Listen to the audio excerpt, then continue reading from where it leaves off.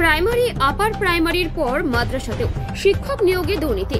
জেলা শাসকের নির্দেশে এসআই সহ মাদ্রাসার প্রধান শিক্ষকের বিরুদ্ধে এফআইআর দায়ের তমলুক থানায়। পূর্ব মেদিনীপুরের জেলা শাসকের দপ্তরের নামে গত বছরের সেপ্টেম্বরের ভুয়ো অর্ডার বের করে মাদ্রাসায় 3 শিক্ষক নিয়োগের ঘটনায় চাঞ্চল্য।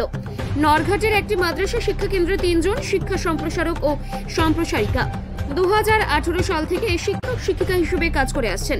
2022 সালে তাদের নিয়োগপত্র দেওয়ার জন্য মাদ্রাসা কর্তৃপক্ষ জেলা সংখ্যালঘু দপ্তরের কাছে আবেদন জানান। এরপর গত বছর সেপ্টেম্বরের জেলা শাসকের দপ্তরের অধীন জেলা সংখ্যালঘু দপ্তরের জেলা আধিকারিকেরা সই করা একটা অর্ডার কপি তাদের হোয়াটসঅ্যাপে ওই দপ্তরের এক এসআই বিশ্বরূপ বিশ্বাসকে পাঠান বলে অভিযোগ।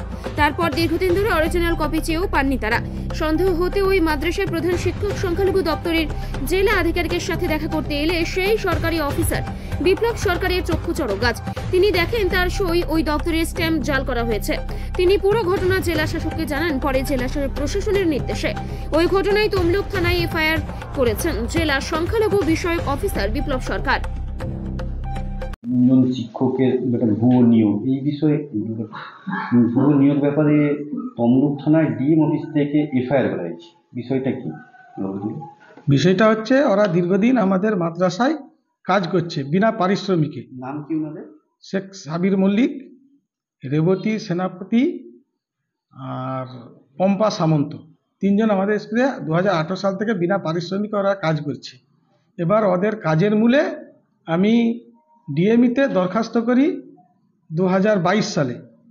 দরখাস্ত করার পর তারপরে আমরা এসআই অফিস আমাদের ডোমা অফিসে যোগাযোগ করি। যোগাযোগ করার পর ওখানেও 2023 সালে 11 মাসে আমি একটা দরখাস্ত দিই। জাস্ট দরখাস্ত অ্যাপ্লাই করছি যে আমাদের এই টিচারগুলো বিনা পারিশ্রমিকে করছে, সেই জন্য আমাদের দেওয়া হোক, এদের অ্যাপ্রুভ্যালগুলো দেওয়া হোক।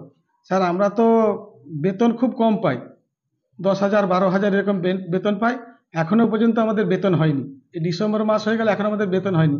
আমাদের কম্পোজিট গ্র্যান্ট পাইনি, আমরা কোনো কিছু পাইনি। আমরা চক ডাস্টার সমস্ত কিছু কিনতে হয়। এই অবস্থায় আমাদের চালানো খুব। তারপরে 3টা টিচার, মানে সায়েন্সের 2জন টিচার আর ইংলিশের 1জন টিচার, এই 3 জন টিচার ছাড়া কি স্কুল চালানো যায়?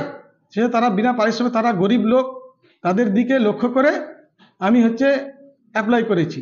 সেই অ্যাপ্লাইয়ের মূলে এসআই সাহেব আমাকে কিছুদিন পর যে আপনাদের অর্ডার এবার হয়ে গেছে, আপনারা এবার একটা অর্ডার কপি বেরিয়েছে, আপনারা নিয়ে যান, এই অর্ডারের মূলে আপনাদের এই টিচারদের অ্যাপ্রুভেল হয়ে যাবে বলে তিনি অর্ডার কপিটা আমাকে ডেকে দিলেন। প্রথমে হোয়াটসঅ্যাপে পাঠিয়েছেন, তারপরে ডেকে দিলেন। দেওয়ার পর আমি সেইটা নিয়ে যে ডোমা সাহেবকে অ্যাপ্লাই করছি যে যেহেতু স্যার আমাদের অর্ডার হয়ে গেছে, সেহেতু স্যার আপনি তাহলে আমাদের অ্যাপ্রুভেলটা দিয়ে দিন টিচারে। উনি বলছেন এটা অর্ডার কপি কোথায় ছিল? আমি বলছি স্যার আমাকে এসআই দিয়েছে। এসআই কিন্তু প্রেজেন্ট, ওই টেবিলে বসে আছে, এসআই প্রেজেন্ট। আমি বলছি স্যার এসআই সাহেব দিয়েছে। এসআই সাহেব কিন্তু তখন একটা কথা বলেনি, চুপ, বুঝলেন, কোনো কথা বলেনি। উনি তো দিয়েছেন, উনি আমার কাছে যেমন স্বীকার করেছেন, ভাগ্যপুরের হেডমাস্টারের কাছেও স্বীকার করেছেন, সব জায়গায় স্বীকার করেছেন। এই মূলে আমি স্যারকে দিয়েছি। এবার স্যার আমাকে ডেকে বলে এটা আমার সই নয়, এটা জাল করা হয়েছে। স্যার আমি বলি স্যার আমি কি করে জানবো? আমি সাধারণ একজন শিক্ষক, আমি ওই অর্ডারটার মূলে আমি আপনার কাছে টিচারদের অ্যাপ্রুভেলের জন্য আবেদন করেছি।